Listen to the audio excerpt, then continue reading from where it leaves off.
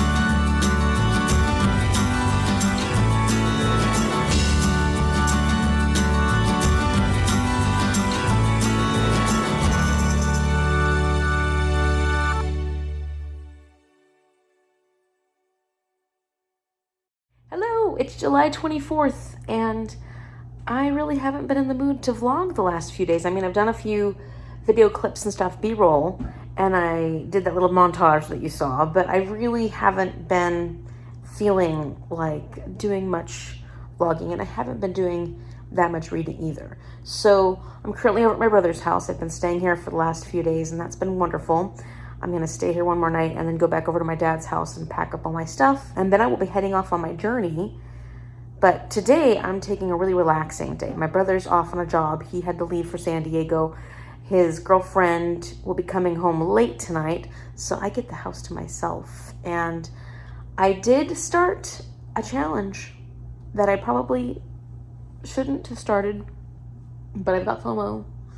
And I've been influenced by all the other influencers in my life, all the other booktubers that I watch that have started doing the Herkyed, the hardest reading challenge you will ever do.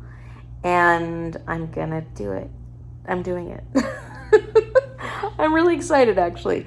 So I know that I shouldn't be doing this because I have my 45 before 45. I've got my Book Love is Blind. I've got many challenges and things that I have to accomplish. I've got a readathon that I'm co-hosting next month. And then I'll be co-hosting one in September. Oh, what am I doing with my life? This is something that I think I can make work with other things. In fact, I've been planning this morning how I can make my readathon books for next month work with my Herkyed books as well. And I am excited about some of the progress I'm making with that, how I've been able to combine things. And I can't tell you any details about prompts or anything for Pickpongathon because you're not gonna get to know any of that until the beginning of August. I can say that there are 3 extra point prompts for Pickpongathon that I'm trying to fulfill all of them. And those ones are like prompts that everybody has an option of fulfilling. And that's a book that has LGBTQIA plus representation, an indie book, and a BIPOC book. And the AC just started up again, so let me go turn that off for a second while I film. Hold on. So I've just been playing around this morning with what I want to do for my TBR for August and some of the things that I need to accomplish in order to get, or at least not get behind. And how am I going to incorporate my 45 before 45 in all of this? And like, I need to stay on top of things as much as possible and be organized. That's mostly what it is. It's being organized. And I love the spreadsheet that Stephanie has created for this Herkyed challenge. It's beautiful. It's gorgeous. So if you want to know more about this readathon, this year-long readathon, I will link Cordy's announcement up here. Make sure you go subscribe to her channel and check everything out because there's a lot going on. I'm not going to explain everything. I'm going to explain to you what I've planned so far, what I'm doing at this point, but I'm not going to explain everything because there's just so much information. So go check out that video if you're interested. And I do want to talk to you a little bit about what I've decided so far for this month for Herkyed, or at least what I know to be true. Okay, so I'm putting you here because I don't have my little stand. It's a little awkward of an angle, but let's talk a little bit about what I've got going on so far. So here I've got my bingo board for Cordy and the tracker. I haven't put anything in yet, but I do have my overall, where is it? Come on. There's my overall book tracker. Oh, my planning sheet. My planning sheet is where I'm going to put all the information that I need to put in my tracker and keep track of it here. And books that I'm thinking about adding, and like all my options I'll put them here, and then when I've read them, I can add them to my tracker. The one thing that I did complete so it started July 7th, and so unfortunately I'm not counting The Girl Who Drank the Moon, because even though I completed that, I started it on July 5th, so I'm trying to stay within the time period, July 7th through, I guess, July 6th of next year or something like that. So what I have completed within that time and started after July 7th is Tortilla Flat by John Steinbeck. And so I'm counting that for the letter J in my name. My middle name has a J in it. So I'm counting that. And then I'm also counting it for the letter J in the A to Z challenge. So you've got a few challenges, the purple prompts, the A to Z challenge. You got to read one book from every letter of the alphabet, and it can be either the title or the author. So J works for John. And then there's the name challenge. You have to read a book for every single letter of your own name, and J for John works for that as well. Then, let's see, does that work for anything else? The purple prompts are all the ones where you can use one book for multiple prompts.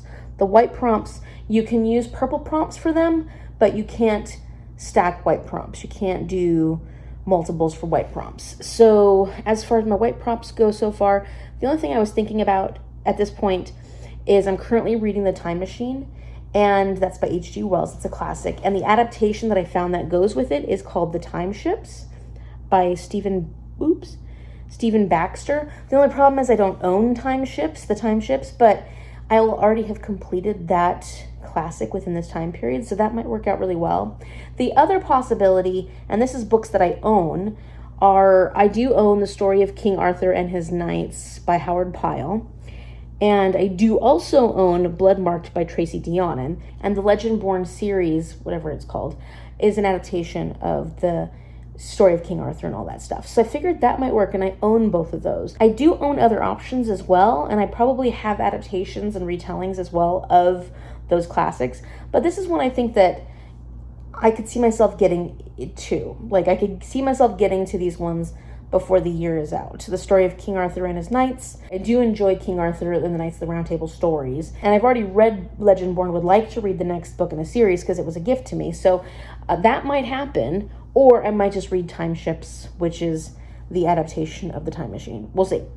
Then for my birth year book, 1983, I went through a list of books that were popular in the year that I was born, and I looked at the top 10. A few of them I have read, and so I can't count those. A few of them I haven't read, and I want to read them, but I was thinking, like, what do I really feel like reading? But I am very interested in reading a Frida Kahlo biography, and this one got really good reviews, so I'm intrigued by that. And that will also work for my purple prompt of a nonfiction book, because I have a genre challenge where I have to read a book from every genre. So that would work for that. It would also work for F for the A to Z challenge. So that would work for 3 different things. And then the next audiobook I'm going to pick. So one of the things you have to do every month, this is going to be the challenging thing for me, because I think I can handle most of the other prompts. I mean, there's some really hard stuff on here, especially for me. But I think I can handle within the year trying to make everything work. But the one that you have to stay on top of, because it's a monthly challenge, which is scary, is the new release challenge. So every month you have to read a new release book. So I'm reading Blackbird Oracle in August, which was just released in July, but I'm reading in August. So that's not going to count for my July new release. You have to read the book within the same month. So one book that just recently came out is The Briar Club by Kate Quinn, and I've read another book by Kate Quinn that I really liked. I would like to read more. So this one sounds interesting, and I can get it on audiobook. So I'm going to pick up The Briar Club and try and read that after I've finished The Time Machine. And so that one works for my July new release, because it came out in July. I'll be reading it in July. It also works for my genre challenge for historical, because Kate Quinn always writes historical books. It also works for the K in my last name, so that's going to work for that. And it'll also work for the Q in the A to Z challenge, which is perfect because Qs can be hard to come by. For August, I haven't picked my new release yet because I want to incorporate the indie part. Like, we have that extra credit challenge for Pickpongathon. I want to incorporate an indie book. And so I actually looked up different independently published books that are being released in August. And I put up a poll on my Instagram, and this is the book that won. So once I know what that book is, you'll already know now, but I won't know yet. I'm gonna put that up as my new release that I'll be reading in August. And I have to make sure I get it read within the month of August. So I'm trying to make everything work. So I'm getting through these prompts and able to participate in these different challenges, but doing it with as few books as possible so that I actually succeed. Because we all know that I overdo it. I overdo it with the challenges. But this just looks like so much fun, and everybody's talking about it. Everybody's talking about it, and I just want to be a part of that chatter. So this is what I got so far. Not too much. And I will go ahead and put tortilla flat. Actually, let me do that now. What did I say it was for? I already forgot. So tortilla flat works for J in my name and J in the, and I'm highlighting them in yellow once I've actually finished the book. So if they're in white, it's because it's either an idea or something I plan on reading. If they're yellow, then it's something I have completed. By John Steinbeck. Stain. Sorry for my arm. And we'll just, oops. We'll just copy paste that into my name.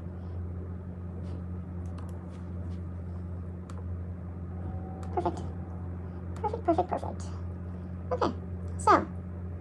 It's not going to show anything up here because once you've actually finished the whole challenge, then it turns green. But because I've only finished one little teeny part of the A to Z challenge and one little teeny part of my full name challenge, it won't show up here at all, at the top at all, until I've actually completed something. So that's where I'm at so far. Oh, and I do need to do my overall book tracker, which I'm terrible at these things. It's great to do, but I'm terrible at it. So I'll go through, fill this out. Oh, what else I'm doing today is really working on A Good Girl's Guide to Murder. I am currently right there, far along. I'm a mess right now. Okay, I'm 308 pages in, so I'm getting very close to finishing this. And I'll tell you, I'm enjoying this. I am not having a hard time putting it down though. So like, I'll read it for a while and then I'm like, okay, I need to take a break from it. And that's never a good sign for ultimate enjoyment when it comes to books. I'm not as drawn in as everybody else seems to be. And I'm not loving it to the same extent as I had hoped I would. I'm enjoying it. It's a lot of fun. It doesn't feel like, oh, this doesn't feel too YA. I mean, I know it's very, very YA and the behaviors of the kids are YA, but like, it doesn't feel like, oh, that's why I'm not enjoying it because it's written for a younger audience. I'm just not as enthralled with the story as I'd hoped I would be. And that might just be a me problem. I don't know. Like I said, I pick it up and I enjoy it, but I have no problem putting it back down again. And then I'm like, just taking my time. I feel like I'm dragging my feet. I should have got this done a lot sooner than I have gotten it finished. I do like the characters well enough. Pippa's annoying, but she's fine. She's a teenager, right? I really like Ravi. I really like some of the other characters in this. I feel like we have a good mystery here in the sense that we have so many options and so many different things happening. There's enough suspense. Maybe I want more detail in my writing. Because like I said, it is a very simple writing style, which isn't bad necessarily. It can be very effective, but because I'm missing that thrill for me of wanting to just keep reading because I gotta know what happens next, I don't have that feeling. Maybe if I had a little more of the detail in the writing that I like, it would make up for the lack of that feeling that I'm not feeling, which other people felt that way. And I know a lot of people did. My mom felt that way. She was telling me how she couldn't put this book down. I still do believe it's a really good summer read, a really good vacation read, because it's, as thrilling as it is relaxing in the sense that it just is easy to read. So you're just kind of like eating it up a little bit, you know? I do like it. It's fun. But I don't know, am I slumping? Maybe it's just me. Maybe I'm just slumpy.